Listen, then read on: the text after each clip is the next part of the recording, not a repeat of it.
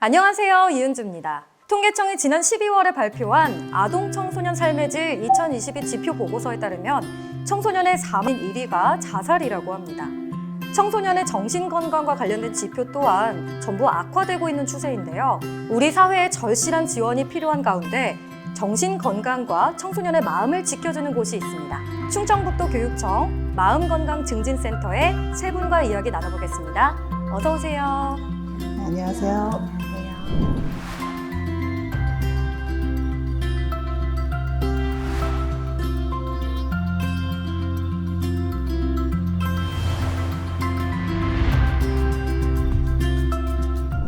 오늘 귀한 시간 내주셔서 너무너무 감사드립니다. 먼저 과거에는 건강하다라는 말을 들으면 몸이 건강하고 또 체력이 좋고 이렇게 생각하기가 쉬웠는데요. 지금은 몸뿐만 아니라 마음의 건강이 정말 중요한 시대인 것 같아요. 청소년기에는 많은 것을 보고 배우는 시기예요. 그래서 또 이 시기에 또 정체성을 형성하고 형성해가면서 또 성장통이라고 부르는 많은 혼란과 아픔을 겪게 되는데요. 이거는 어쩌면 성장 과정에서 당연한 일인데 또 혼자 해결하기 어려울 때가 많고 또 그 문제를 다른 사람에게 어떻게 얘기해야 될지 몰라서 도움을 못 청하는 경우가 많아요. 그럼 마음건강증진센터 구체적으로 어떤 것들을 하는 곳인지 조금 더 알려주세요. 네, 마음건강증진센터는 학생 자살률 감소와 그리고 자살 위기 관리 대응을 목적으로 만들어졌는데요. 자살 고위험군 및 정신건강 위기 학생에 대한 그런 전문적인 치료 그리고 상담 지원을 하고 있고요. 그리고 위기 대응 역량 강화 그리고 교육 공동체에 대한 생명 존중 및 자살 예방 교육 그리고 관심군 학생에 대한 자세한 모니터링 케어. 그러니까 종합적으로 말씀드리면 정신건강 위기 학생에 대한 그런 통합관리 지원 시스템을 구축하기 위해서 설립이 되었다 이렇게 보시면 될 것 같고요. 그렇게 극단적인 선택이나 시도를 하는 데에는 다양한 이유가 있겠지만 원인이 어떤 게 있을까요? 극단적인 선택을 하는 그 원인이 단 한 가지로 단정 지을 수는 없지만 2022년도 그 자살 예방 백서 통계 자료로 따르면 청소년의 자살 원인이 가장 큰 원인은 가정 불화로 나왔고요. 두 번째 질병 그리고 성적순이었습니다. 그리고 자살 시도 원인은 또 우울, 불안과 같은 심리적인 문제 그리고 자기 표현, 분노 해소 순으로 나왔는데요. 여기에서 보면 자살 시도의 원인 중에 가장 큰 원인이 바로 심리적 원인으로 나왔습니다. 질병이나 학업 그리고 말씀하신 가장 중요한 심리적인 문제까지 다양한 원인 때문에 이렇게 극단적인 선택과 시도를 하는 것 같아요. 그런데 그 기상청에서는요, 위험한 기상 상황에 대해서 경보나 주의보를 발령하잖아요. 그런데 마음건강증진센터에서도 자살 위기 경보를 발령한다 이렇게 들었는데요. 이건 어떤 내용인가요? 예, 자살 위기 경보는 자살 발생 위험 기간 그리고 이제 자살 전염 예방을 위해서 저희가 발령을 내는데 예방, 주의, 경계, 심각 이렇게 네 단계로 세분화되어 있고요. 그리고 이제 학교나 그 관할 교육지원청에 저희가 위기 단계 지정 기준에 따라서 이거를 이제 세분화해서 발령을 내고 그 학교나 기관에서는 그 대응 매뉴얼에 따라서 거기에 맞게끔 대응하도록 하는 시스템입니다. 그러면 이 단 한 명의 학생도 포기하지 않기 위해서 마음건강증진센터에서 늘 노력하고 계시는데요. 위기 학생, 이런 위험 학생, 이런 말씀을 하셨던 것 같은데 이게 학생들을 좀 분류하는 어떤 기준이 있나요? 일단은 저희가 보통은 관심군이다, 위험군이다 이렇게 많이 분류를 하는데요. 왔을 때 내가 좀 불안해요, 우울해요 했을 때 그 정도가 좀 주변 사람들, 상담 교사라던가 아니면 전문가가 봤을 때 조금 지속적인 관심이 필요하겠구나라고 여겨지면 보통은 관심군이다. 라고 이야기를 많이 하고요. 그것을 조금 넘어서서 이 친구는 조금 더 심각하구나. 자해행동을 한다거나 아니면은 스스로 목숨을 끊는 자살 생각이나 계획을 세운다거나 하는 학생들을 좀 고위험군으로 분류를 해서 이야기를 하고 있습니다. 그렇게 검사를 통해서 선별하고 필요한 경우에는 치료까지 연계해 주시는 거군요. 네, 맞습니다. 그러면 검사 결과의 위험도나 심각성에 따라서 어떤 치료가 이루어질지 그리고 청소년들을 어떻게 지원해 줄지가 다 달라지겠네요? 네, 그렇습니다. 그래서 사실 검사 결과 이제 보통 우리가 일반 관리군, 그리고 우선 관리군, 자살 위험군 이렇게 분류를 해서 이 학생들은 전부 연계 조치 대상이라고 볼 수 있고요. 그래서 학부모 동의하에 2차 전문기관에 연계를 하도록 하고 있습니다. 그런데 이제 일반관리군 같은 경우에는 교육지원청에 있는 위센터라든가 그리고 청소년 상담복지센터, 정신건강복지센터 이런 곳에서 주로 상담을 하고요. 그리고 이제 아주 위험한 고위기 학생, 자살 고위험군 같은 경우에는 저희 마음건강증진센터나 병의원에 바로 의뢰를 해서 심층 상담을 받고 치료 연계 지원까지 그렇게 하고 있습니다. 그렇다면 정말 전문적인 상담을 받고 싶다, 센터의 도움을 받고 싶다 하는 청소년들은 어떤 절차로 신청을 하면 될까요? 저희 마음건강증진센터 상담을 신청하는 방법은 오프라인 신청 방법과 온라인 신청 방법 두 가지로 나뉩니다. 먼저 오프라인인 소속 학교나 위센터에서 의뢰를 할 수 있어요. 그리고 그 대상은 정신건강 고위험군 학생이거나 자살 위험 학생이 대상입니다.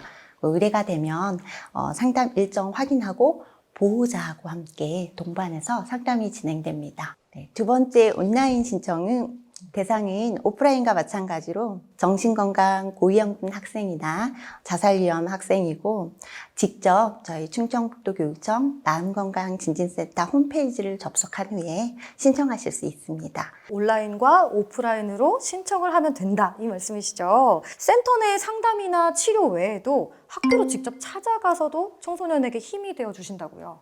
예, 정신건강 전문가 학교 방문 지원 사업이라고 있습니다. 그래서 이거는 사실 이제 단위 학교에서는 자살 징후를 적기에 발견한다든가 조치를 한다든가 이런 정신건강 전문성에 없잖아요. 그래서 그런 전문성에 대한 부담감을 좀 완화시켜주기 위한 도교육청에서 체계적으로 지원하는 것이 필요하겠다 이런 생각이 들고 또 지역별로 그 전문 인력이라든가 기관, 인프라 차이가 너무 커서 정신건강 그 지원을 하는 데 있어서 지원 격차가 굉장히 많이 있거든요. 그래서 그런 부분들을 최소화하기 위해서 저희가 이제 학교를 직접 방문해서 지원하는 사업을 진행을 하고 있습니다. 그럼 나도 도움을 받을 수 있을까? 나에게도 도움의 손길을 줄까? 하고 걱정하거나 혼자 고민하는 학생들은 이렇게 충분히 가능성이 열려 있는 거잖아요. 그럼 센터에 계시다 보면요, 마음이 힘들고 또 혹시 자살 시도라든지 자해 시도를 하는 청소년들을 많이 만나보셨을 텐데요. 좀 안타까운 경험이라든지 기억에 남는 사례 아니면 보람됐던 경험 좀 많이 이야기해 주셔도 좋을 것 같아요. 많은 사례가 떠오르는데요. 또 조심스럽기도 하고 우울하고 또 학업 스트레스로 자살 충동이 아주 높았던 학생, 또 직접 시도까지 했던 한 적이 있던 학생이 있었는데요. 병원 치료 병행하면서 저희 마음건강증진센터에서 매주 2년 정도를 상담 진행하는 과정에 삶에 대한 긍정적 태도가 증진되고 또 자살 충동이 낮아지면서 지금 잘 적응하는 그런 경우가 있었습니다. 그리고 또 한 그 예를 들자면 가정이 환경이 매우 불안정했던 그래서 몹시 그 우울했던 학생이 있었어요. 그 학생 학업 성취도도 매우 높았는데 그럼에도 불구하고 진로와 자신의 미래에 대해서 굉장히 비관적인 태도를 보이는 상태에서 의뢰되었었습니다. 네, 상담 진행하고 또 비관적인 태도 좀 지양하고 그리고 자신의 집에서 자신이 할 수 있는 역할에 집중하면서 현실적인 목표를 세우고 또 심리적인 그 안정감을 찾을 수 있는 케이스가 있었습니다. 또 가정 환경이 어려운 청소년의 이야기를 들으니까 정말 부모님의 역할을 대신해 줄 수도 있겠다는 그런 생각도 듭니다. 교육 공동체에 좀 당부하고 싶은 말씀이 있으시다면 어떤 게 있을까요? 일단은 사실 학부모님들이나 이제 교직원분들께서 심리적으로 나 어려워요 라고 호소하는 친구들을 만나게 되면은 좀 많이 당황해 하시거나 아니면은 좀 힘든 거를 충분히 좀 보듬어 주지 못하고 다른 학생과는 다르다라고 좀 낙인을 찍는 경우가 종종 있는 것 같아요. 근데 다만 아이들이 뭔가 신체적으로나 정신적으로 아직 열심히 크고 있는 중이고 그러다 보니까 대처하는 방법이 조금 미숙할 수밖에 없다는 것들을 조금 알고 계셨으면 좋겠어요. 그래서 다만 얘네들이 진짜 지금 힘들구나. 근데 열심히 앞으로 나아가려고 노력하고 있는 과정인 거구나 라고 생각하시고 조금 더 관심을 가지고 좀 보듬어 주셨으면 좋겠습니다. 다 같이 한 마음으로 마음을 지키는데 노력을 하자. 이 말씀이시죠. 이 교육 공동체가 모두 마음 지킴이가 되어야 할 것 같은데요. 센터에서는 또 다양한 교육이나 또 연수 프로그램을 통해서 우리 모두가 마음 지킴이가 되자 이렇게 활동하고 계신 걸로 알고 있어요. 네, 학생 정신건강 증진 및 자살 예방을 위해서는 모두의 노력이 필요할 것 같아요. 예, 그래서 저희는 교육공동체 역량 강화 프로그램을 운영을 하고 있는데요. 일단 다양한 교직원 연수를 하고 있습니다. 그래서 관리자 연수, 그리고 뭐 교직원 생명 지킴이 연수, 그리고 자살 예방 업무 담당자 역량 강화 연수, 그리고 이제 학생들 정신건강 교육을 위한 그 정신건강 리터러시, 그리고 나일락 자해 예방 프로그램 같은 것을 교육하기 위한 그런 연수를 운영을 하고 있고요. 그 학부모 교육으로는 이제 저희가 그 학생 정신건강 증진 토크 콘서트, 작은 콘서트라고 해서 전문의 톡앤톡 소규모 그룹으로 이어지는 그런 교육도 있고, 그리고 학교로 직접 찾아가는 자녀 이해 마음 성장 학부모 공개 강좌라는 프로그램도 실시하고 있습니다. 학생들과 또 교직원과 또 우리 교육 공동체 모두의 또 마음과 삶을 지킬 수 있도록 활동을 하고 계시는데요. 그러면 지금 이 순간에도 정말 힘들고 누구 하나 날 도와줄 수 있을까? 이렇게 고통받고 있는 청소년들이 많잖아요. 그 청소년들에게 좀 한 말씀 해주신다면요. 용기 내서 도움받고 함께 한다면 그 혼돈도 정리될 수가 있고 또 그 성장통이 성장의 발판이 될 수 있을 거라는 기대가 됩니다. 늘 여러분 곁에는 저희 마음건강진진센터가 함께 합니다. 이렇게 마음 지킴이 선생님들이 계시니까 우리 청소년들이 조금 더 힘이 되고 위로가 될 수 있을 것 같습니다. 청소년의 마음이 건강해야 우리 사회도 건강해질 텐데요. 마음건강증진센터가 청소년 여러분의 든든한 마음 지킴이가 되어드립니다. 오늘 토크쇼 여기서 마치겠습니다. 여러분 안녕히 계세요.